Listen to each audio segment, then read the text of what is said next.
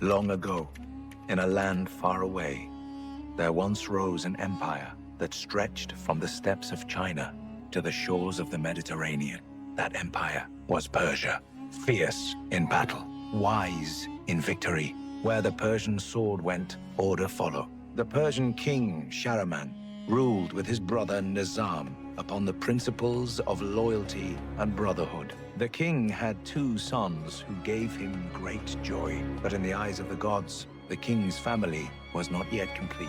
One day in the streets, a young boy named Biz accidentally causes a royal guard to fall off his horse. The guards immediately grab him and prepare to punish him harshly. Just as things are about to get worse, another boy named Dastan jumps in and tells them to stop. Without thinking twice, Dastan helps Biz escape. While Biz hides, Dastan runs across rooftops, leading the guards away. He moves quickly, jumping from building to building, but eventually he is caught. A guard raises his weapon ready to cut off Dastan's arm as punishment, but suddenly the king himself arrives. Sharaman stops everything and speaks to Dastan. He learns the boy is an orphan with no family left. Seeing his courage and selflessness, Sharaman makes a life-changing decision. He adopts Dastan as his son. Years pass. Dastan grows up alongside the king's sons, becoming a prince of Persia. One day, the Persian army arrives at the holy city of Alamut. Prince Tus, the eldest son, reminds everyone that their father clearly ordered that Alamut must not be attacked. But since the king is not there, the decision now rests with him.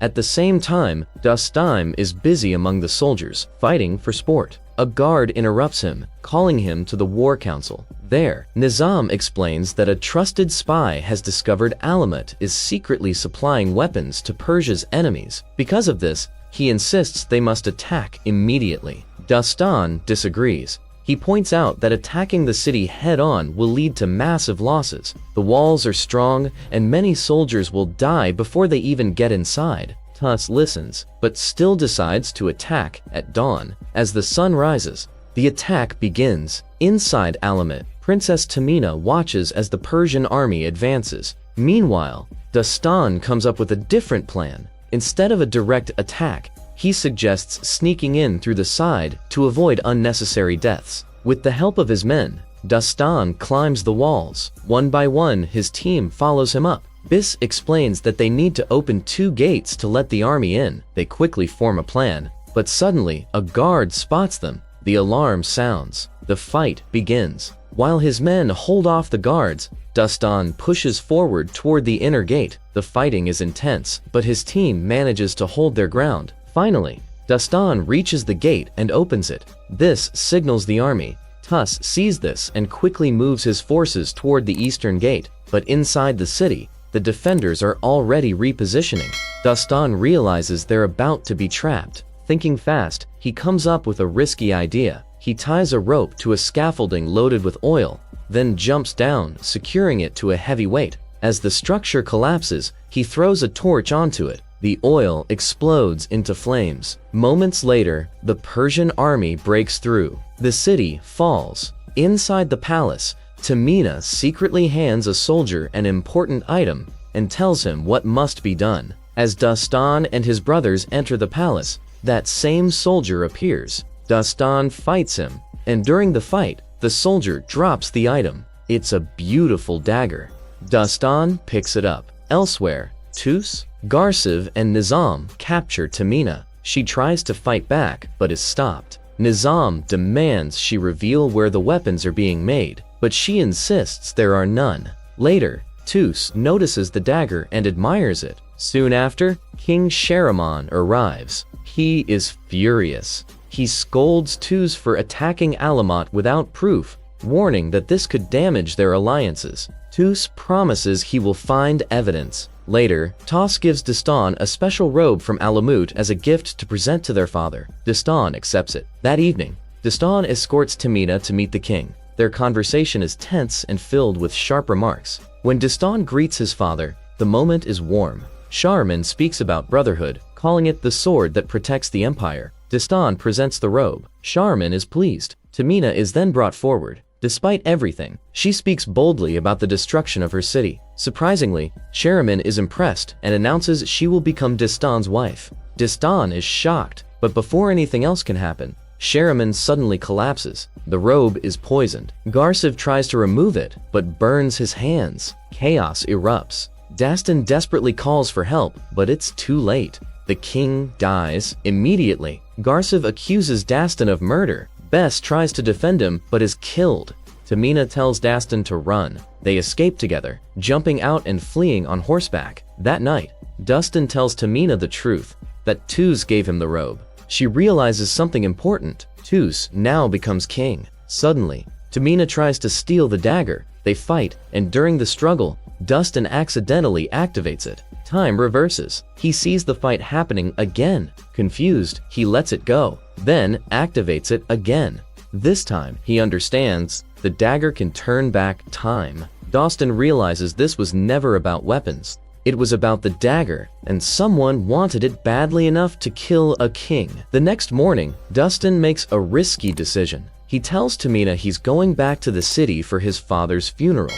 He believes there is only one person who might still help him, his uncle, Nizam. Tamina is shocked. She thinks it's suicide, but Dastan is determined. Before they leave, Tamina explains something important. The dagger won't work without a special kind of sand. Without it, its power is limited. When Dastan asks where to find more, she refuses to tell him. As they travel, Tamina suddenly faints. Dastan rushes to help her, but it turns out to be a trick. She grabs the dagger and runs. When Dastan wakes up, he finds himself surrounded by a group of strange men. Their leader, Sheikh Amar, introduces himself. He talks casually, but it's clear he's dangerous. With him is a skilled fighter named Seso, who belongs to the Mbaka tribe, legendary for their throwing knife skills. Amar hints that Seso could kill Dastan instantly if he wanted. Just then, they catch up with Tamina and stop her. Dastan demands the dagger back. Amar sees an opportunity and decides to keep both of them for profit. They're taken to Amar's camp, which turns out to be an unusual business,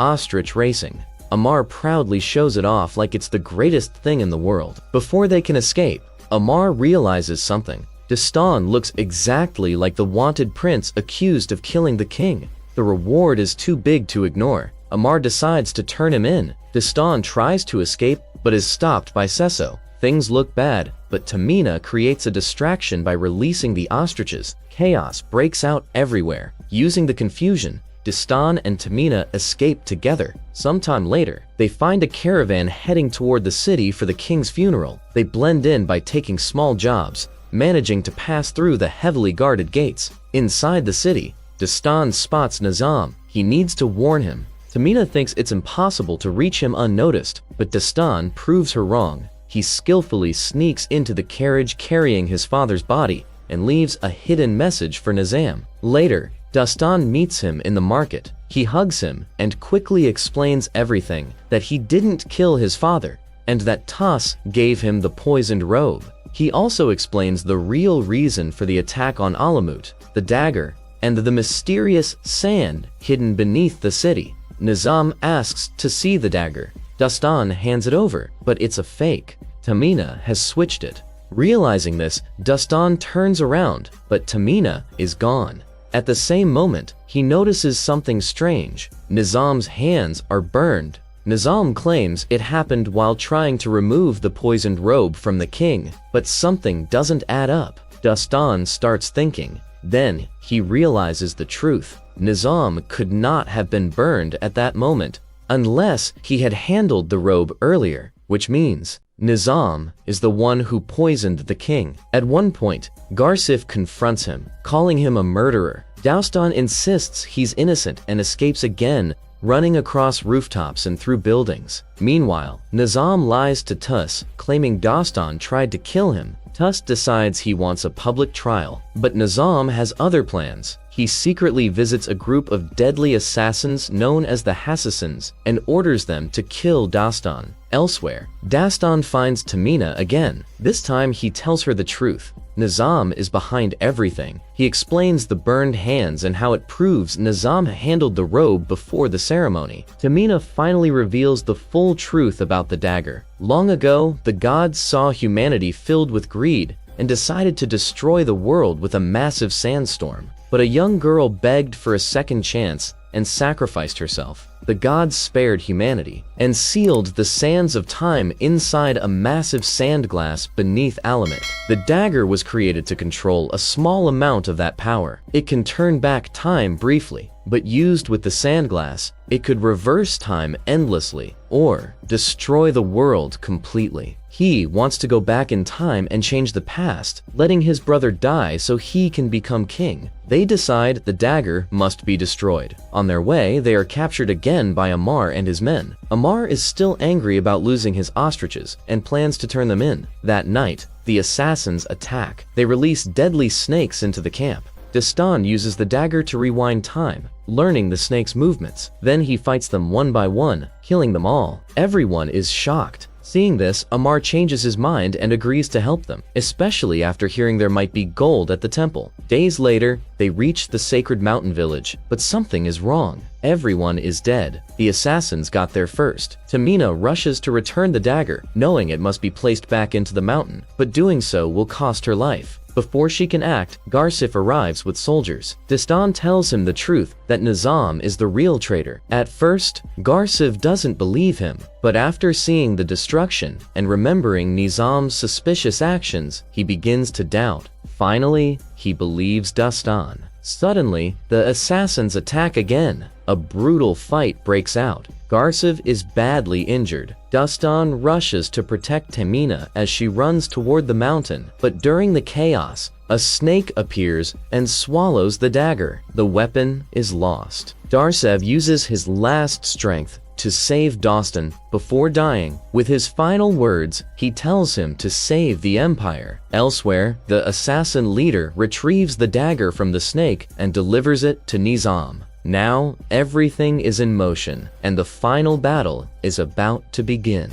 Days later, Dastan and Tamina make their way back to Alamut, knowing they are running out of time. Inside the city, Tamina learns from her people that the Persians have already broken into the underground tunnels. They are getting closer to the sand glass, and it's only a matter of time before Nizam reaches it. Worse, the dagger is being kept in the high tower, guarded by a deadly assassin warrior who can kill anyone from a distance with deadly spikes. Seso steps forward. He says some men don't need to get close. Using a distraction, Seso sneaks into the tower. The assassin immediately attacks him, and the two exchange fast, deadly strikes. Seso gets hit, but keeps going. With his last strength, he throws a knife, kills the guard, and reaches the dagger. But he's surrounded. With no way out, Seso throws the dagger off the tower. Below, Sheikh Amar catches it. Now the dagger is back with Dastan. Amar then distracts the guards, pretending to be Dastan so the soldiers chase him instead. Meanwhile, Dastan and Tamina enter the palace. Inside, Dastan confronts Prince Tus and tells him everything, that Nizam is the traitor, and the dagger can prove it. Tus doesn't believe him, so Dastan does something extreme. He stabs himself. Time reverses. Tus sees it happen. Now he believes him, but before they can act, Nizam enters and kills Tus. He takes the dagger and escapes toward the underground chamber. Dastan and Tamina chase after him through hidden tunnels filled with traps. Along the way, Dastan triggers one of them and nearly falls to his death, but manages to survive. At the bottom, they reach the chamber of the sand glass. The Hassassin leader attacks Dastan, and a brutal fight begins. Just when Dastan is about to lose, Tamina steps in, helping him kill the assassin. They finally reach Nizam. As he prepares to unleash the sands of time, rocks begin falling and the ground starts collapsing. Dastan grabs Tamina to save her, but she looks at him and says this is his destiny. Before he can stop her, she lets go and falls. Dastan is devastated. With no time left, he grabs the dagger and stops Nizam just before he can complete his plan. The sands of time begin to spread, but Dastan pulls the dagger free. Everything reverses. Time goes back. Suddenly, Dastan is back at the moment right after the Battle of Alamut. Everything is reset. He immediately runs to his brothers and publicly exposes Nizam, revealing that the entire war was based on lies. Nizam tries to deny it, but this time, things are different. Tus orders the truth to be verified. Realizing he's been exposed, Nizam attacks. Dastan fights him and defeats him. Just before Nizam can strike again, Tus steps in and kills him. The truth is finally finally revealed. Peace is restored. Tus apologizes to Tamina and proposes unity between their kingdoms through marriage. Dastan returns the dagger to Tamina, showing he doesn't want power. Later, as they walk together, Tamina questions how she can trust him after everything. Dastan simply says he has found a new path in life, and this time, he wants to do things right.